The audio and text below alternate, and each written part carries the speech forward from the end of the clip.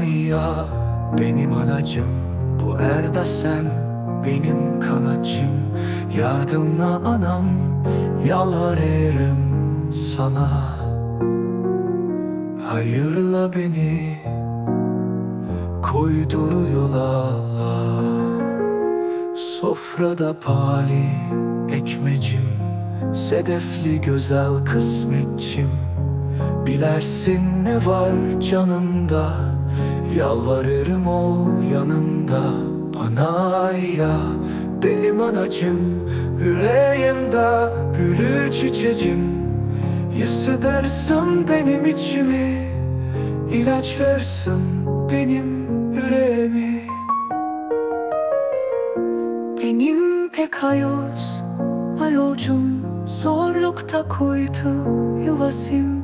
Sıcak bakışını bana doğrult, koy yüreğimde yaşasın büyük umut. Bana ya benim anacım, her zamanki umutlu koruyucum. Saptirt beni yanlış yoldan, koru beladan, kahırdan.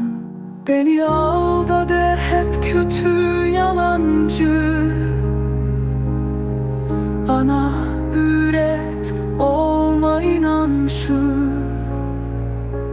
Ört beni hem sakla yalandan. Uslandır beni pali anam.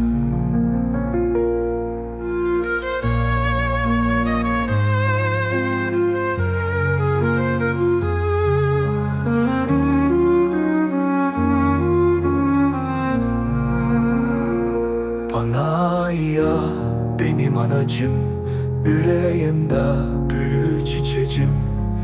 Yısıdırsın benim içimi, ilaç versin benim yüreğimi. Benim pek ayolcum zorlukta koydu yuvasım. Sıcak bakışını bana doğrult, koy yüreğimde yaşasın büyük umut.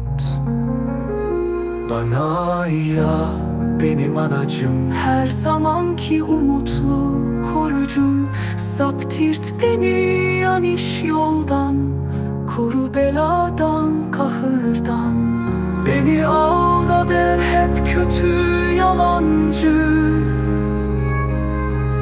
Ana üret olma inançlı. Ört beni hem sakla yalandan. Uslandır beni pali anam.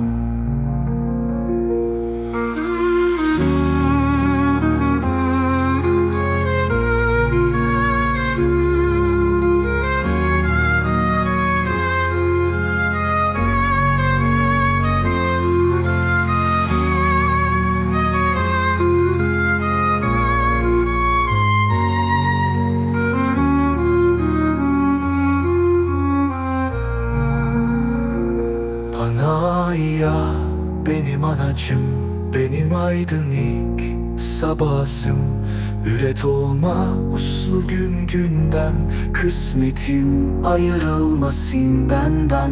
Üret olma senin gibi, kol olmasın benim dedim. İnan da affet sen beni, işit günahkar yüreğimi.